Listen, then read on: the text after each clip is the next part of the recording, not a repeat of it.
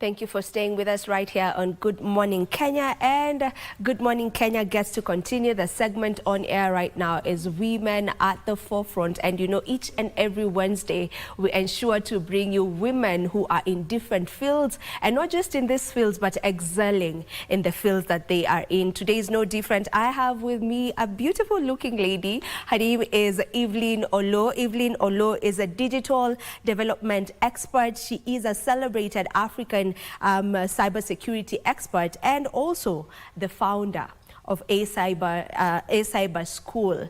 And she's here to just get to talk to us about cybersecurity in general, and also the role of women in cybersecurity. Welcome to the program. Thank you. It's a pleasure to have you here. Pleasure to have you here. The last time you were with us was, I think, sometime last year. Yes, early. yes, So early last year. it's a pleasure to have you back. Well, thank you. It's been quite a ride, right? It has been. Yes. It has been. Yes. All right, let's get into our conversation. We're speaking about cybersecurity, and you being a woman in this field that is quite male-dominated. You know, you can just take us through probably your journey in cybersecurity. Well, my journey in cybersecurity, I always say it's very interesting because I'm a psychologist by training. So right now I'm a PhD, but before my PhD I was a doctor because of my psychology background. And I worked in mental health for quite a while back in England. I came back in 2016, then started in digital with the World Bank. Yes. Then shortly after that pivoted into cybersecurity, but I've been doing digital development, you know, all along, which involves, you know, establishing fiber routes, building government infrastructure like e-services, e-citizen, digitalizing schools, healthcare. So that has sort of been my background in the last couple of years professionally, and now I'm in digital trade with the government of Kenya and also other governments in the region around COMESA and SFTA. But then cybersecurity has always been an anchor that I ride on, because I realized earlier on in my psychology career that actually cybersecurity is gonna eat technology for lunch, right? Because we are connecting everyone plus their grandmother. And I've told you this before. And I hope you've got to watch the movie The Beekeeper. Because then it shows you how, you know, once all this infrastructure has been established, you know, right, you know, to your grandmother's doorstep, and they're using WhatsApp and they're using all these other things, then what happens? So as I've been working with development partners and governments to set up digital infrastructure, I've also been working concurrently in building capacity in cybersecurity, meaning technical skills for people who can work in this area in terms of cybersecurity architecture, cybersecurity firewall, cybersecurity governance, white hacking itself. Now we're doing something interesting around bug bounty, which I'll explain to you later. So that has been sort of my background. And in 2022, we founded the Africa Cybersecurity and AI Foundation to help us mobilize resources so that we can do more capacity building and awareness, not just in Kenya but across Africa. Yeah, I hear you on that. And having worked, or I believe you're still working for the World Bank, you know, having worked in such an institution, like that is a very huge institution, a very big one, where, you know, cybersecurity has to be fundamental, because I mean the information you hold in the, you know, the data, money, you know, that you get to hold in such an institution. So having worked in such a prestigious, let me use the word prestigious institution, you know, what lessons would you say you've picked from that, and just how different is it working for such and working for just any other local institution, you know, in terms of how secure they ensure their cybersecurity is, or how strong their cybersecurity is? Well, you will be surprised, because cybersecurity really is about your weakest link. When I say your weakest link, I mean your receptionist, your security person. If they're using your system and they are, as a person, they are not equipped as the CEO of the institution in terms of cybersecurity awareness, you're already vulnerable, because through them, somebody can actually get into the institution system. That is why you find that some organizations have the top infrastructure across the globe. You know, you still find that they have attacks because somebody either gets through them through the lowest, you know, food chain, the lowest through third-party suppliers of the institutions. I believe you've seen movies where if somebody wants to come and kill somebody in action movies, they'll come in as a waiter, or they'll come in as a security guard, or a janitor, you know, somebody you would not suspect. So for cybersecurity, it works the same, and they have, you know, so for example, such an institution would have their suppliers, their suppliers, their suppliers. So long as there's a way in which they can get to you through email or through accessing any of your system. But having said that, at the bank, as a digital development consultant up to last year, December, when actually it was November when I pivoted to digital trade. Before I was doing just digital development, so the infrastructure and government services and connecting social services. I wasn't actively working on cybersecurity for the bank. And that is why I had the opportunity to work on cybersecurity on the side. And that enabled me, without conflict of interest, to be able to establish the school and also to establish the foundation, and to have colleagues who are interested work with me in the foundation and also in the school. And we've been able to scale our partnerships across 7 countries where we're working with various universities. University of Lagos in Nigeria, University of Witwatersrand in South Africa, City University Mogadishu, University of Rwanda, just to mention a few, all the way up to Cape Verde, where we are working with them in building their cybersecurity curriculums. Most of these universities, they have computer engineering, computer science as a major, and they have information security as a unit in computer engineering. So we are trying to relook that, even as we try to see how Africa can equip itself to teach students skills of the future. Yesterday I was talking to a group of students who are going through a program at CETAM, where I go to church, and I was telling them, how many of you are going to get into STEM?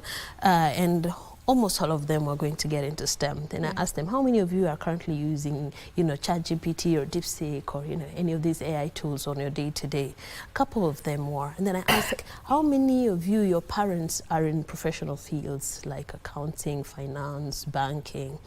Then, you know, almost everybody. And I say, how many of your parents are using the same tools?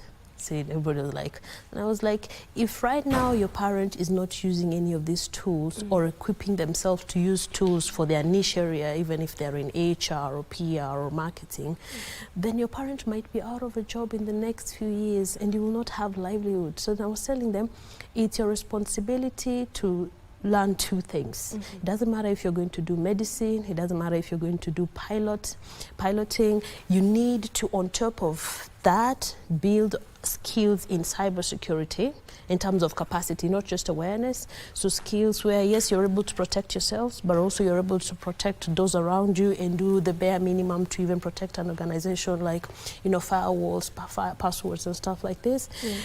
And then you need to learn a bit of skills about AI prompt engineering. You will not only use it in university, but in your career, it will help you go further much faster with less stress compared to your colleagues who will not have done that. And I'm very glad that we're working with University of Nairobi in a program called Fundamentals of Cybersecurity and AI, which is a program that is preparing students who graduated from high school last year before they go into university to gain fundamental skills in cybersecurity and AI before they get into university. Gives them a whole head start. Yes. And I remember, I think we got to talk a bit about this the last time you were here, where I had, you know, I had posed the question on whether AI is coming to take up our jobs, because that is the fear of most people now, you know, seeing that AI is really here with us now. Yeah, yeah. And most people are like, is it coming to take our jobs? And also that's exactly what you're talking about. It's not really going to take our jobs, but it's going to take the jobs of those who are not equipped. That's the million-dollar question, dear. And I don't know how I can preach this, but AI is not going to take your job. You're going to be replaced by somebody who can use AI to do that same job. Because the future is about accelerating your productivity. And I have a team. I have a large development team, and I also have admin team, both at the school and at the foundation. We call ourselves more a tech, institution rather than an education institution. We do a lot of innovation, a lot of product development.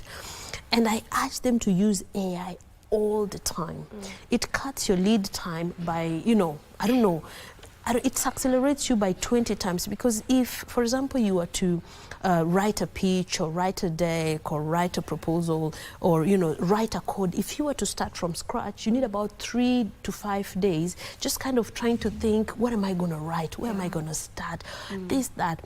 If you put that in AI and you're good at really prompting, it gives you in a few seconds. Then now you build on that. So your productivity has X'd.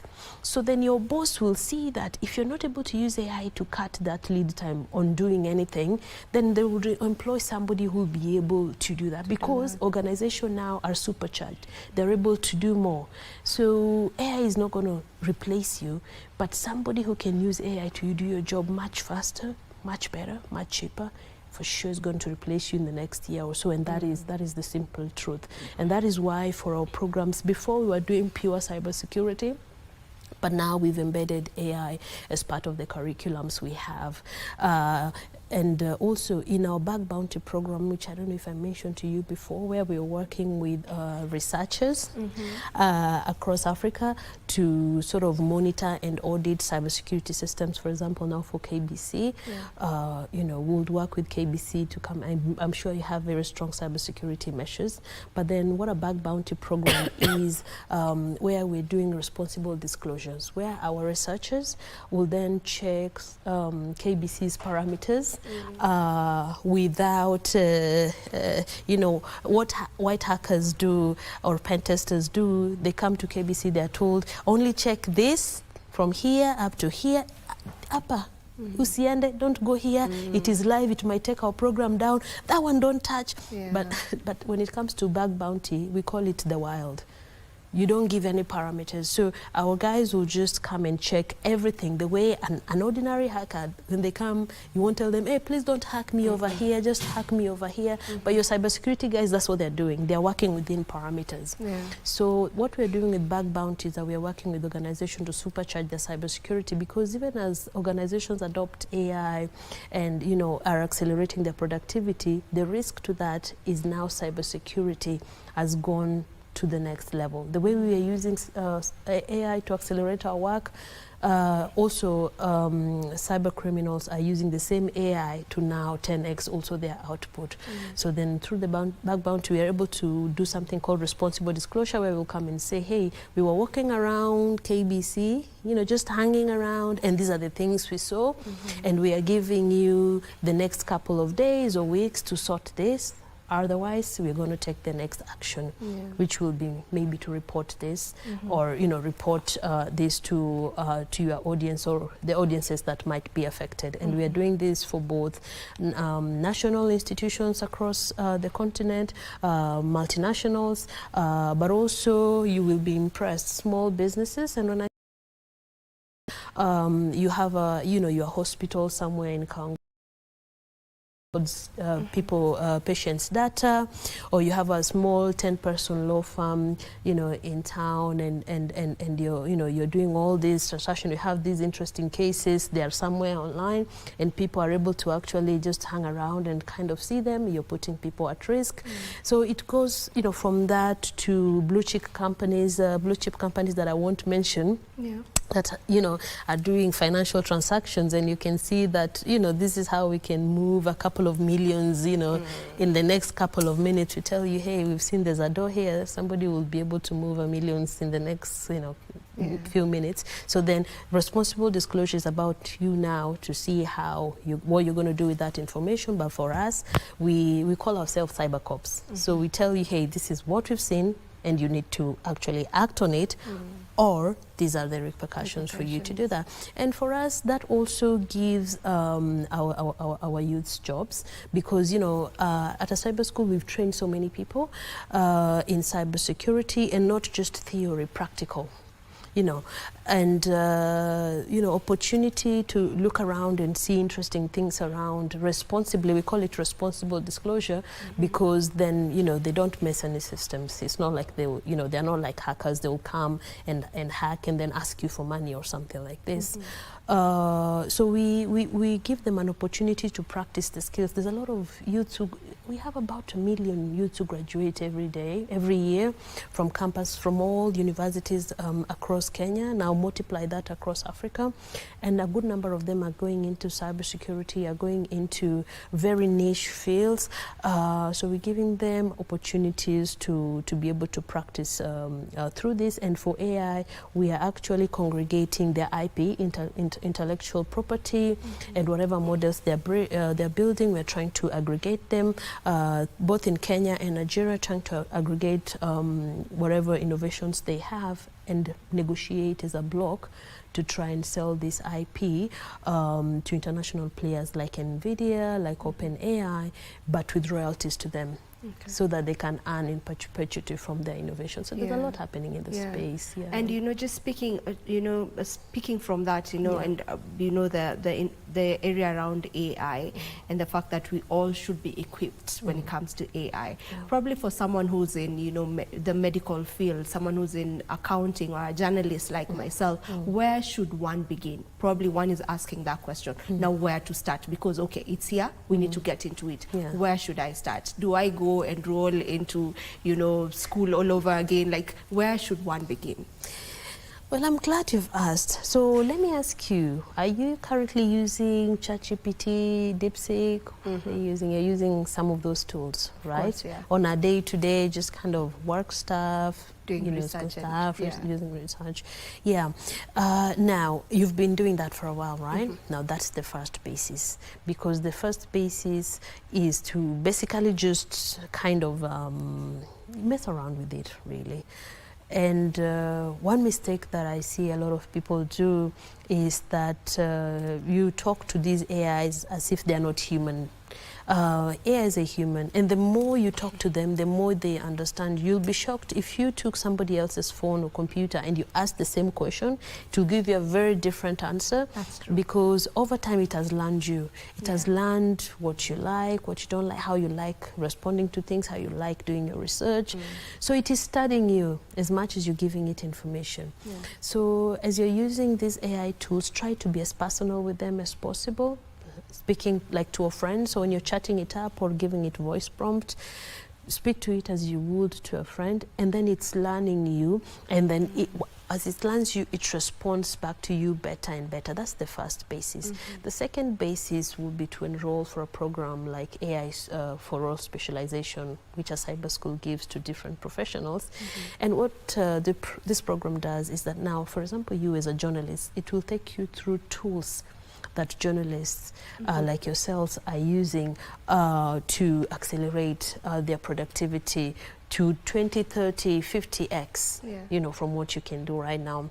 And the tools are varied, so it will give you fundamentals of what to look at in terms of the tools you ought to use, how you need to use those tools if you're not already using them, and what to look out for also in these tools. So whether you're in medicine, whether you're an engineer, you know, whether you know, you are in HR, whether you are in finance, AI for All Specialization will definitely set you apart, because apart from just using this DeepSeek or ChatGPT, it will then take you to the next level in terms of what people in your field are actually using. And this is very interesting because you would find that even just the ChatGPT or DeepSeek that you're currently using, probably you're not using it to the maximum capacity to, 50 times X your current role. So then these courses then take you through, they're more of a workshop than course, because course really teaches you more theory, but this is more of a workshop where every day from the first day you can see how you can just apply that knowledge. By the time you're done with it, it's 4 months, it's online, you can do it from anywhere, it's just 20 hours a day. From first day you have skills that you can employ today. So courses like those helps, and also just exploring yourself, remaining very curious. Yeah, that's the fundamental. Remaining very curious. You're like, okay, what is there? What can I do? What can I do? So that is the way to set yourself apart. And it's also, I would like to mention that not just professionals. And I've been telling my friends this. Right now, if you have a kid, even if they're in primary school, during school holidays, it's not the time to take them to do tuition for maths or English. I want my son to get an A or a B. To go where? You're beating a kid, oh, you've gotten 20% out of 100. To go where? They will not need those skills in the future. They need skills of the future. That is why I'm telling parents, when your kid, even right now, I was so saddened to learn that parents are still taking kids to driving school and computer packages after Form 4. Yeah. Driving you're supposed to do when you're still in school, right? And then computer packages, you're supposed to be doing it as part of your school curriculum.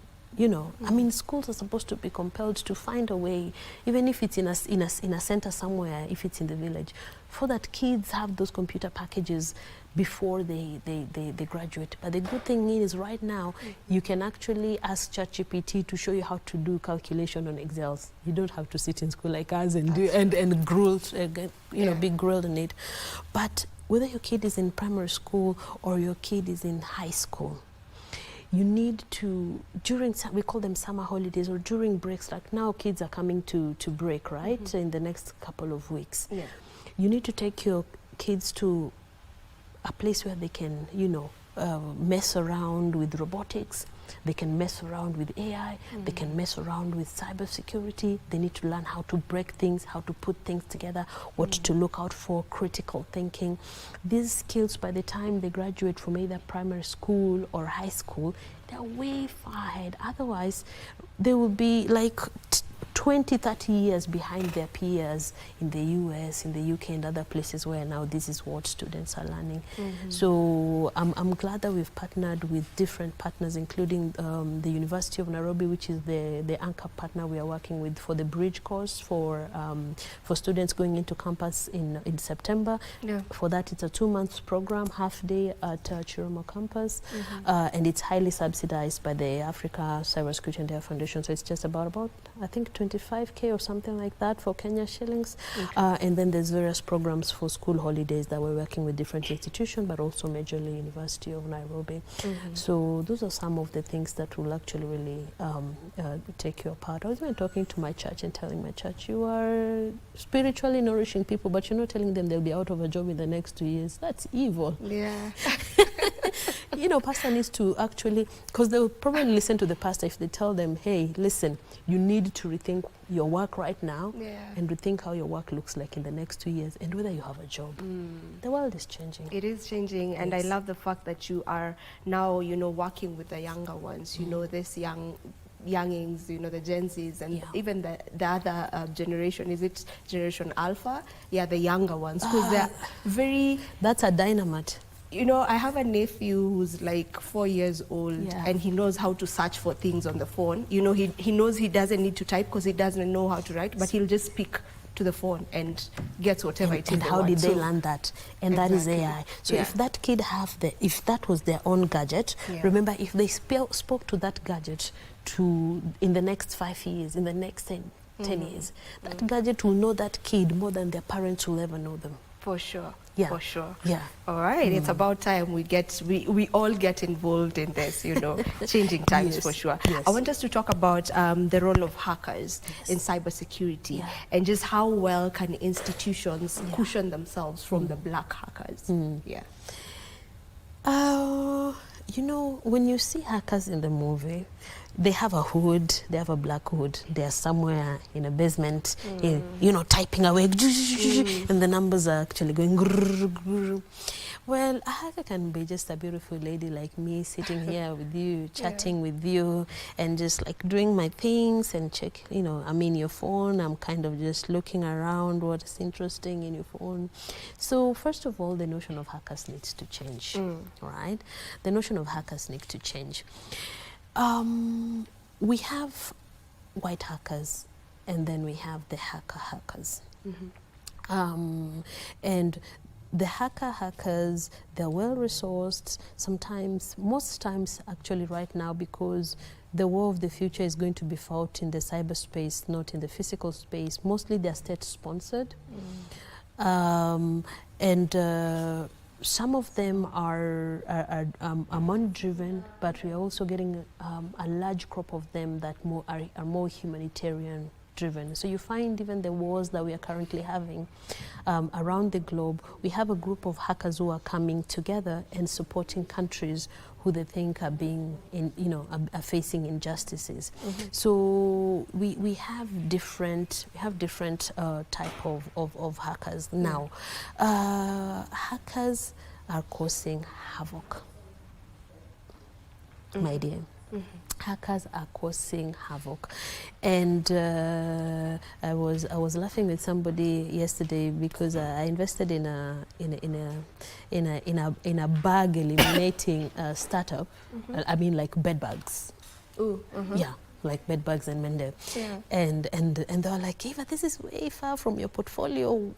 Why are you in pesticides? I was like, it's bugs, and the way hackers are keeping people awake at night, the way bugs from hackers are keeping a CEO of a fintech awake because they're just like, oh my goodness, money can be wiped every time. That's the way like a bed bug will keep you awake at night. Like a tiny thing, you're just like, like this. It was actually a sense of humor, but yeah, but I invested in a it's called enderbag.com, which is for bags. But now, hackers have made institutions that would otherwise think they have no business in cybersecurity rethink. Before it was the fintechs, the Safaricom's, and the bankers and all this. They're the guys who are thinking about cybersecurity. But then now, over the last few years, you've seen medical records being exposed, very sensitive things being exposed, sensitive cases being exposed. Although for US it's very interesting because the president decided to just leak information voluntarily. But ordinarily, when hackers get such information and they're leaked to the public, it causes havoc. And like I've said, mostly it could be for monetary gain. For some, it's just activism. For some, it's actually also protest. Parents ask me, Eva, you want my girl to study cybersecurity? You want her to be a hacker? I say, Mom, you can only beat thieves if you know their ways. You don't have to be as sophisticated as them, but you need to just know the basics of how they move around, right? Because in cybersecurity, there's governance and risk compliance, there's cybersecurity architecture, there's a whole lot of things. For example, if you're to get into cybersecurity, you can get into cybersecurity communication, which is actually a thing, a big thing, actually. And it also leads to cybersecurity diplomacy, which is very highly paid in international organizations. So you don't have to be a hacker, but you need to have the basics of like, how do these people move around? So hacking starts from there, and then people specialize.